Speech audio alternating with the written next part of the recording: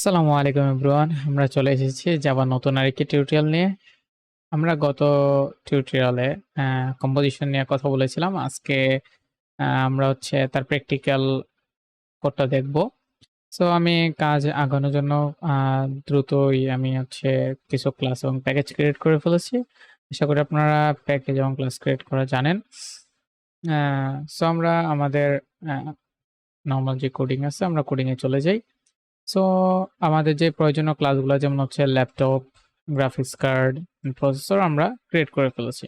আমরা যে ল্যাপটপ ক্লাসে দেখি আমরা কম্পোজিশনটা কি লাস্ট ক্লাসে আমরা লাস্ট টিউটোরিয়াল আমরা দেখেছিলাম বা বুঝেছিলাম, আমরা থিওরিটিক্যালি বুঝেছিলাম যে আমাদের প্রসেসর অ্যান্ড গ্রাফিক্স কার্ডটা যদি একটু দেখেন, প্রসেসর কিন্তু আলাদা একটা ক্লাস, ঠিক আছে? মানে প্রসেসর একটা ক্লাস আর গ্রাফিক্স কার্ড হচ্ছে আরেকটা আলাদা ক্লাস, যেটা হচ্ছে ল্যাপটপ তার ভিতরে কি বলতে পারেন এটাকে, যে কাস্টম ভেরিয়েবল হিসেবে ডিক্লেয়ার করছে, data type, sorry custom data type হিসেবে ডিক্লেয়ার করছে। এখানে প্রসেসর হচ্ছে custom data type.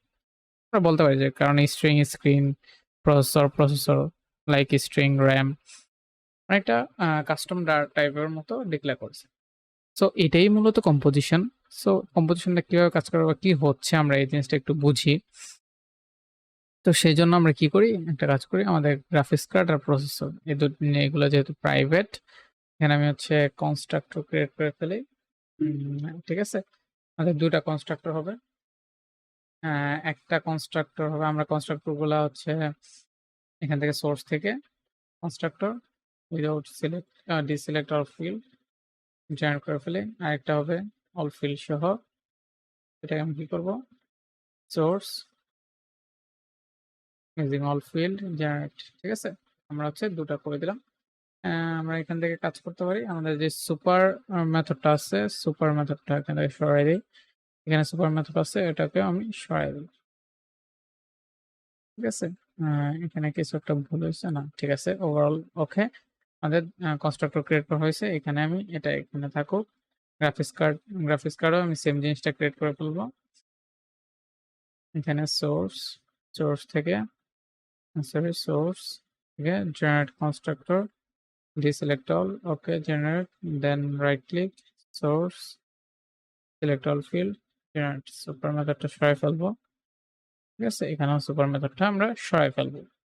So super method সরাই ফেললাম, এখানে সেভ দিলাম, দেন আমরা ল্যাপটপে চলে যাব। ল্যাপটপে সেম কাজটা আমরা করব। আমরা কি করি, সোর্স, আমরা এখানে deselect all, first of all deselect all, then right click, source, আমরা একটা ডিফল্ট আর একটা কাস্টম করে নিচ্ছি, select all parameters, সুপার মেথডটা সরাই ফেললাম। আমাদের এই জিনিসটা আশা করি বুঝতে পারছেন, কারণ এটা আমরা এর আগে কয়েকবার দেখেছি যে কি করেছি। সো আমরা প্রতিটা ক্লাসের ভ্যালুগুলা ডিক্লেয়ার করে নিই। সো এখন আমি কি করব, আমি জাস্ট একটা কাজ করি, আমি সবগুলাতে ভ্যালু অ্যাড করে দিই। ডিফল্ট যে কনস্ট্রাক্টরটা আছে ওটাতে আমি ভ্যালু অ্যাড করে রাখি, ডিফল্ট কিছু ভ্যালু অ্যাড করে রাখি যেন আমাদের নাল পয়েন্টার এক্সেপশন না দেখায়। ঠিক আছে, তো আমি এটা নিয়েছি, আমি এখানে ব্র্যান্ডের জায়গায় বলে দিলাম ধরেন যে আমাদের প্রসেসর তো স্ট্রিং যেহেতু ইন্টেল, ঠিক আছে, ইন্টেল সিরিজ আমি বলে দিলাম ক্যালেক। ঠিক আছে, ক্যালেক প্রসেসর, দেন জেনারেশনের ক্ষেত্রে বলে দিলাম 12 জেন। ঠিক আছে, 12 জেন, জেন কি ইন্টিজার ছিল তো 12 দিয়ে দিই শুধু।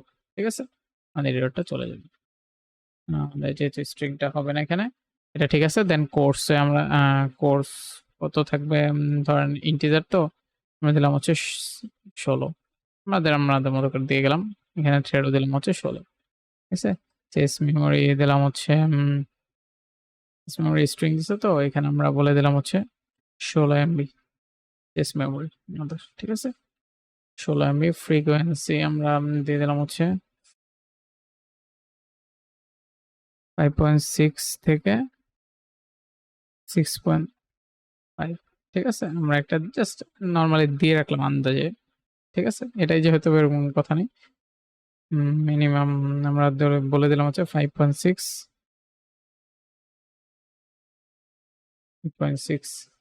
ম্যাক্স হচ্ছে 6.5। ওকে, আমরা এটা দিয়ে দিলাম, আমরা সেভ দিলাম। ঠিক আছে, এই জিনিসটাই এটার মতো করেই আমরা হচ্ছে গ্রাফিক্স কার্ডও সেম জিনিসটা করে ফেলবো। ঠিক আছে, কপি করে এখানে পেস্ট করে দিলাম। সো এখন আমি ব্র্যান্ডে দিয়ে দিলাম হচ্ছে গ্রাফিক্স কার্ডে হচ্ছে জোটেক। ওকে, জোটেক সিরিজ বলে দিলাম হচ্ছে 4000 সিরিজ। ঠিক আছে, মেমোরি বলে দিলাম হচ্ছে জিবি। ওকে, আমাদের এখানে কাজ শেষ। এটা যেহেতু সিরিজ ইন্টিজার তো 4000 ইন্টিজারই থাকুক। ঠিক আছে, সেভ দিয়ে দিলাম, আমাদের কাজ শেষ। এখন আমাদের ল্যাপটপে আমি বসাই দিব আমাদের ল্যাপটপের মধ্যে এগুলো। ঠিক আছে, কপি জাস্ট এখানে দিলাম।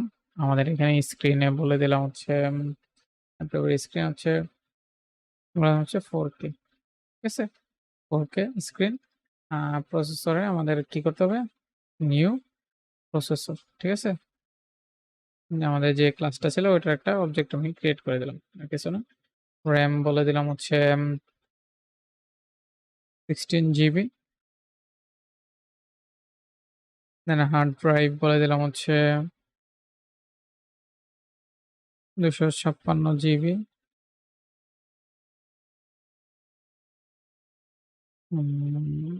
এখানে হচ্ছে 2 টেরা, 2 TB। ওকে, 2 TB দিয়ে দিলাম। গ্রাফিক্স কার্ডও সেম জিনিসটাই হবে, নিউ গ্রাফিক্স কার্ড। ঠিক আছে, নিউ গ্রাফিক্স কার্ড আমি অবজেক্ট ক্রিয়েট করে নিলাম। অপটিক্যাল ড্রাইভ আমি বলে দিলাম হচ্ছে 256 GB।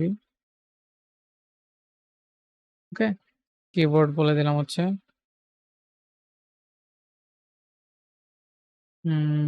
মেকানিক্যাল, ধরেন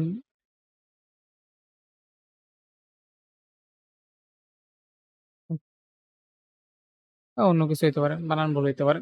যাক, সমস্যা নেই। জাস্ট হচ্ছে আমরা বুঝি যে এখানে সেভ দিলাম, আমাদের কাজগুলো শেষ। আমরা হচ্ছে ডিফল্ট কনস্ট্রাক্টর আর ডিফল্ট আমি জাস্ট হচ্ছে রান করে দেখার জন্য যে আমাদের আসলে কি হয়। সো আমরা পাবলিক স্ট্যাটিক ভয়েড মেইনে আমরা কি করব,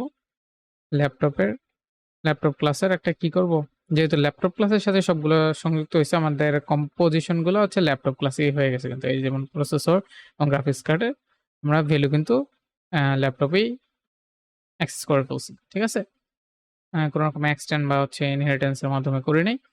সো এখানে আমি কি করলাম, ল্যাপটপ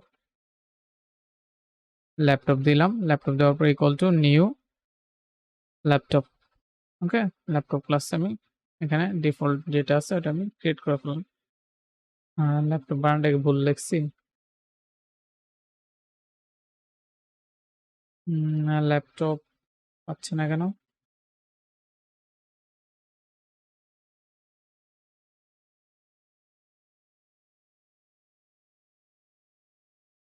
একটু দেখি আমরা কোনো কিছু ভুল করছি কিনা।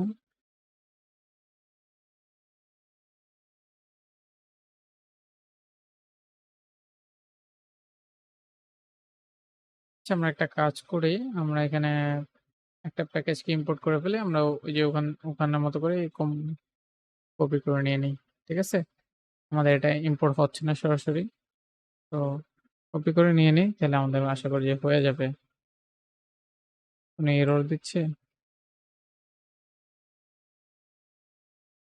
এখন ঠিক আছে। ল্যাপটপ ক্লাস থেকে ল্যাপটপকে আমরা নিয়ে নিলাম। ঠিক আছে, ওকে। দেন আমি এখন কি করব, এই ল্যাপটপকে ধরেই ধরেন যে আমি ল্যাপটপের যে কোনো একটা অবজেক্ট আমি প্রিন্ট করাইতে পারি চাইলে। ঠিক আছে, তো আমি যদি এখন লিখি যে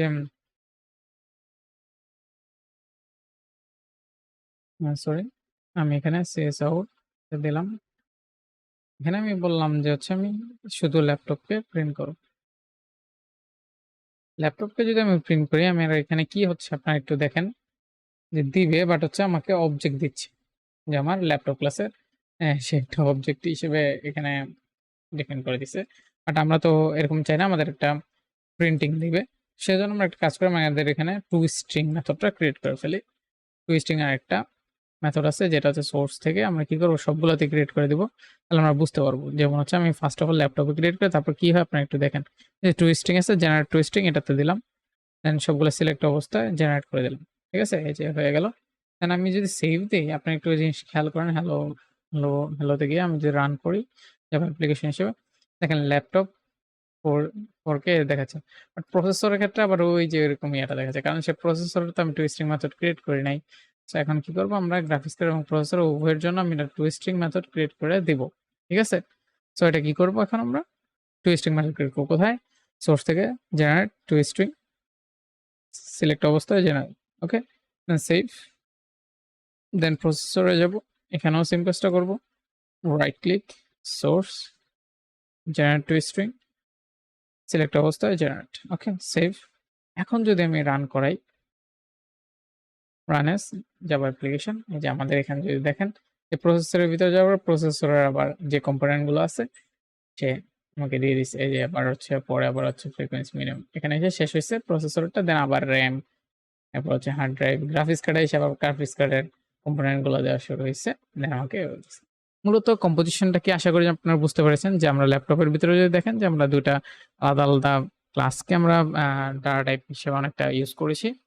মূলত এটাই হচ্ছে আমাদের কম্পোজিশন। তো আশা করি কম্পোজিশন নিয়ে আপনাদের যদি কনসেপ্ট ক্লিয়ার না হয়ে থাকে, আজকে আপনাদের কনসেপ্টটা ক্লিয়ার হয়ে গেছে। আর যদি কোনো প্রবলেম থাকে বা হচ্ছে মনে হচ্ছে যে আমি এখনো বুঝি নাই, আরেকটা ভিডিও হলে ভালো হয়, আপনারা অবশ্যই কমেন্ট বক্সে জানাবেন। আমি ইনশাল্লাহ একটা ভালো টিউটোরিয়াল তৈরি করার ট্রাই করব। আজকের টিউটোরিয়াল এ পর্যন্তই। ইনশাল্লাহ নেক্সট টিউটোরিয়ালে আবারও দেখা হবে। আসসালামু আলাইকুম।